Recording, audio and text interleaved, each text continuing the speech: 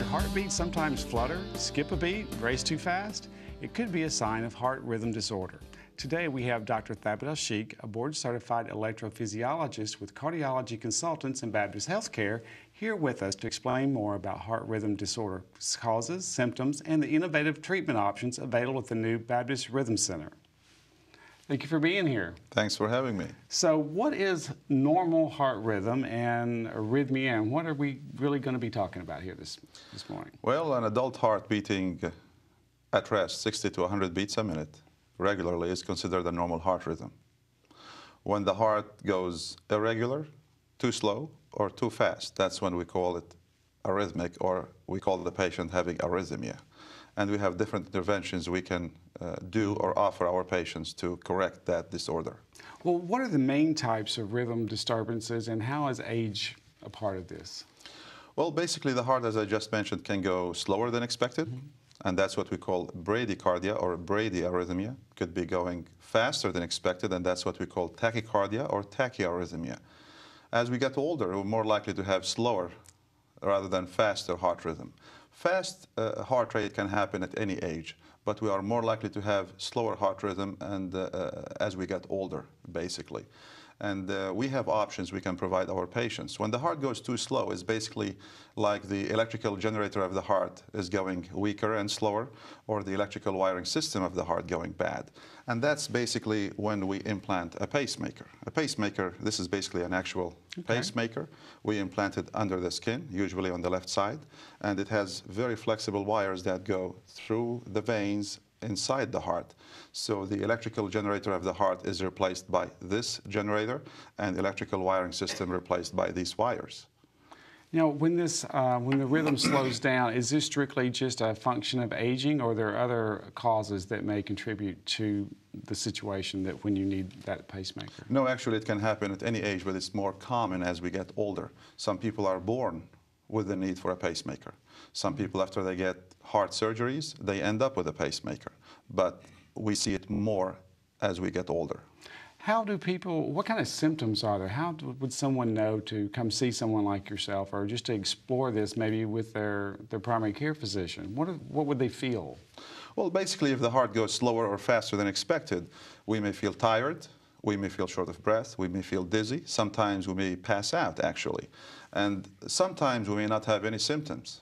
We might be going for a regular checkup or getting a colonoscopy or a regular procedure and being monitored and see irregular heart rhythm. But most common symptoms, usually dizziness, shortness of breath, sometimes chest pain, feeling the heart fluttering or going too fast. And again, when it gets to the point somebody is passing out or about to pass out, that's really serious, and attention needs to be taken care of.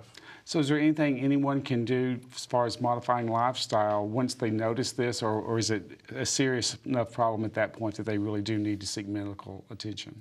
Absolutely. Medical attention is the first step, and then let's say if some of the medications causing the heart to go too slow, medications could be adjusted, but most of the time there is intervention that can correct the problem. The first step is to diagnose the problem. Are there risk factors? Certain arrhythmia, yes. You have risk factors. Again, as we get older, every part of the heart can get old as well. And certain surgeries can cause the heart to go too slow, can also predispose the heart to go too fast. But the main thing is to recognize those symptoms that may indicate we have a problem with a very slow or a very fast heart rate. Okay. I noticed you brought another device. Tell us a little bit about that one. Well, basically this device is called an ICD, or implantable cardioverter defibrillator, and that's basically a device that has been around to prevent what we call sudden cardiac death. Sudden cardiac death affects about 300,000 to 400,000 people every year. It actually claims more lives than breast cancer, lung cancer, stroke, and AIDS combined. As the heart gets weaker, that's when our risk for sudden cardiac death increases. If there is one number any heart patient needs to know, that number is ejection fraction. Every time the heart beats, it pumps out a fraction of the blood it has in it. It doesn't empty itself completely. So basically a normal ejection fraction would be about 60%. As the heart weakens, let's say after a heart attack, that number can get to 35% or less. That's when the risk for sudden cardiac death increases significantly.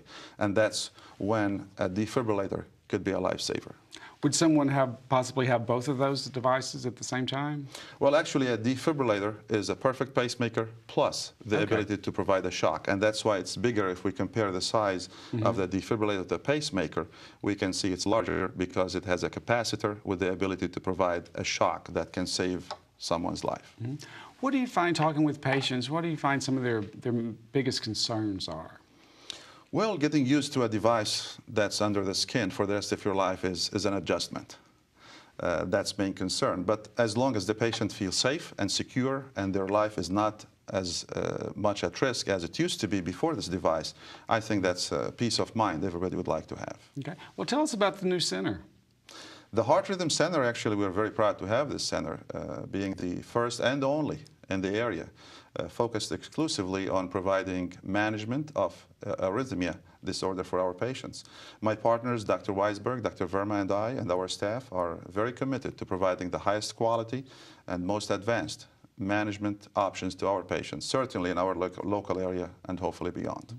Do people come to y'all directly, or do they go through their primary care physician, or is there a typical scenario of how someone would get to the center and get with y'all? Actually, typically the patient would see the primary physician would refer to us, but we've had, of course, patients refer themselves to us directly. Okay. What would be, while we wrap up here, what would be your advice to somebody who is not feeling just right, but just really doesn't want to think about it, or says, oh, I'm just too busy to schedule an appointment? You know, we all try to avoid dealing with certain things. What would be your advice to those individuals? Well, my advice is address the problem before it becomes a problem that's bigger than initially, or to address the problem before it becomes too big to be addressed. So don't ignore your symptoms. Any warning symptoms, it's better to address early rather than late. And ignoring the problem does not solve it for sure. That's very good advice. And what about success rate with these devices? Well, a pacemaker is performance very, very good, 99+%. Failure rate of any of the device, you hear a lot about it in the media, but really that rate is very, very low. And keep in mind, those devices remain very active, very effective, life-saving devices. And we continue to use them on a daily basis. Great. Thanks for being here. Great advice and nice solutions. Well, thank you for having me.